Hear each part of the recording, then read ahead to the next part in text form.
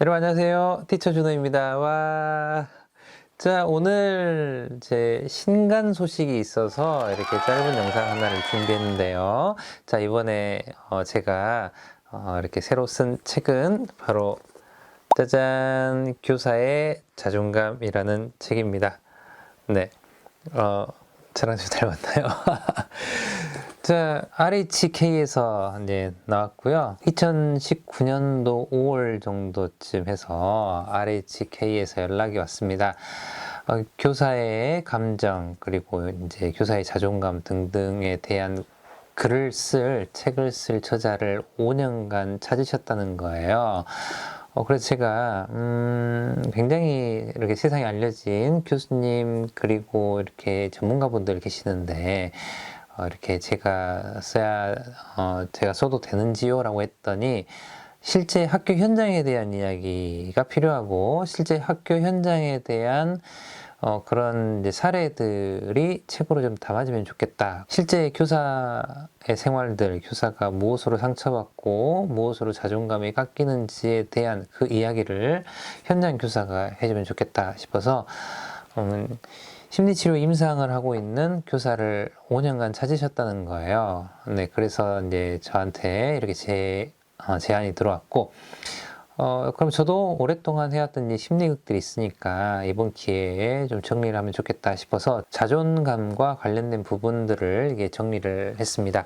자, 이 책은요, 이제 총 4장으로 이제 구성이 되어 있는데, 제가 조금만 좀 소개를 해드리면, 1, 2장은 이제 자존감이 뭔지, 교사들은 무엇 때문에 자존감이 깎이게 되는지, 그리고 이렇게 올라가게 되는지 등등에 대한 경험들 제가 설문조사를 했거든요. 그래서 그걸 좀 정리를 했습니다.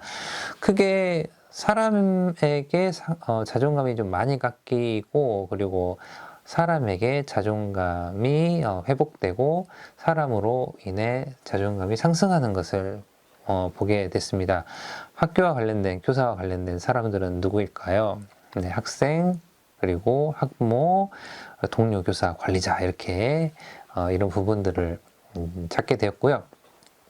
그와 관련된 사례들을 하나씩 좀 다듬으면서 자존감을 어떤 관점으로 바라봐야 되는가, 바라보는 관점만 좀 달리해도 이렇게 내 자존감에 대해서 조금 더 뿌듯해할 수 있고 다시 회복하는데 좀 더 편안하게 좀 접근을 할 수 있거든요. 그래서 그런 부분들 하면 자존감은 또 어떻게 좀 측정하면 좋을지, 그리고 교사 개인이 만든 거 아니거든요. 현재 이 자존감은 교사의 현재 자존감은 과거 성장 과정 중에 이미 형성되어 있는 자존감의 이제 일부가 있고, 그리고 학교 생활을 하면서 이 관계 속에서 조각당한 자존감이 현재 자존감인데, 이 자존감 정도에 따라서 학교 현장에서 만나는 수없이 많은 사건들, 관계 속에서 더 상승을 하기도 하고 때로는 더 깎여버리기도 합니다.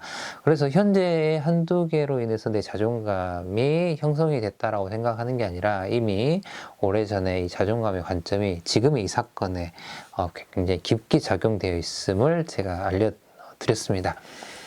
자, 그러면서 교사가 귀한 대접을 받아야 되고, 교사의 자존감은 한 명의 자존감이 아니라 여러 사람들과 연결되어 있는 아주 중요한 부분이기 때문에 교사가 더 보호받고 자존감이 깎이지 않도록 해야 된다는 이야기가 이렇게 1, 2장에 포함되어 있고요. 자, 3장이 거의 핵심인데 책 절반 이상입니다. 설문으로 선생님들의 여러 이야기를 받다 보니까 굉장히 상처받고 이렇게 좌절한 선생님들이 꽤 많이 계시더라고요. 그리고 제가 워크숍을 이렇게 진행을 해보면 실제로 자존감이 높음에도 불구하고 자기가 자존감 낮다라고 생각하는 분들이 꽤 많이 계셔요. 여러 사건들이 좀 개입하고 있다는 생각이 드는데, 자, 그 어려움을 당했던, 자존감이 깎였을 만한 일들이 너무 많다 보니까 이런 분들이 워크숍에 오지 못하겠다. 때로는 코로나 시국과 관련해서 이렇게 좀 좌절하는 분들이 계시겠다 싶어서 어려움이 있는 그런 부분들을 좀 정리를 해서 제가 글로 심리극을 한 분 한 분 다 해드렸어요. 그래서 과거에 어떤 일로 인해서 그 자존감이 깎이게 되었고, 이 자존감을 통해서 현재 이 사건하고 어떻게 연결되어 있는지 일종의 모든 시간적인 탐색을 좀 다 해줬습니다. 연애 문제, 그리고 IMF가 지금 현재 나에게 어떤 영향을 미쳤는지, 아빠나 엄마의 그런 양육 방식이, 내 과거 상처가, 때로는 학창 시절에 내가 받았던 왕따 경험이 현재 교실과 관계에 어떻게 영향을 줬는지까지 제가 찾아서 분석해드리고 심리극으로 진행한 내용들이 이 부분들입니다.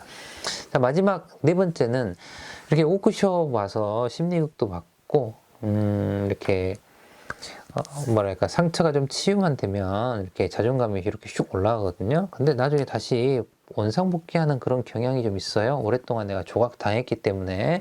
그렇기 때문에 긴 시간 동안에 깎인 자존감은 좀 긴 시간 동안에 회복을 해 나가야 되는 과정을 거쳐야 되는데, 워크숍에 오지 않고도 내가 혼자 때로는 가까운 몇 사람들끼리 좀 팀을 짜서 회복시키는 그런 방법을 제가 좀 찾아냈어요. 그리고 제 성장교실 선생님들하고 실제로 해봤는데 다들 심리검사에서도 자존감이 굉장히 높게 나중에 나오는 걸 보면서 아, 이거 좀 괜찮고 도움이 되겠다 싶어서 그 부분을 4장에 정리를 했습니다. 자, 이렇게 저는 이제 교사의 자존감이라는 이 책을 오랜 시간 동안 정리를 해서 여러분들에게, 그리고 세상에 많은 선생님들이 좀 어려움을 조금 더 이겨내시고 자존감을 이렇게 높게 만들기도 하고 회복하게 만들기도 하고 높은 자존감이 흔들리지 않도록 꽉 잡을 수 있는 방법을 제가 여기에다가 가득가득 넣었습니다. 상담하시는 분들이나 심리학 하시는 분들은 일종의 사례 분석과 관련된 책이라고도 할 수 있어요. 제가 심리학을 어떻게 풀어나가는지, 제가 페이스북이라든지 다른 데 글을 함부로 좀 쓰진 않는데 여기에는 제가 정리를 해서 굉장히 많은 케이스들을 담아놨습니다. 공부하는데도 도움이 되실 거라고 봅니다. 자, 이 책으로 인해서 여러분들이 자존감과 관련해서 많은 힌트를 좀 얻으시고, 그 다음에 조금 더 건강하고 흔들리지 않도록 학교에서 지낼 수 있는 방법에 도움이 되면 좋겠습니다. 아무쪼록 이렇게 새로운 책 한 권씩 내는 게 쉽지 않은데 이 책 많이 사랑해 주시고요. 주변에 많이 선물 주세요. 이건 제 다른 책들보다도 선물로 주시기에도 괜찮고 함께 성장하고, 그리고 덜 상처받는 그런 여러 가지 힌트들이 좀 감춰져 있으니까요. 이 책과 함께 해주세요. 자, 이렇게 신간 소식 전해드리고요. 또 제가 앞으로 낼 책들에도 관심 많이 가져주세요. 여러분들 고맙습니다. 안녕.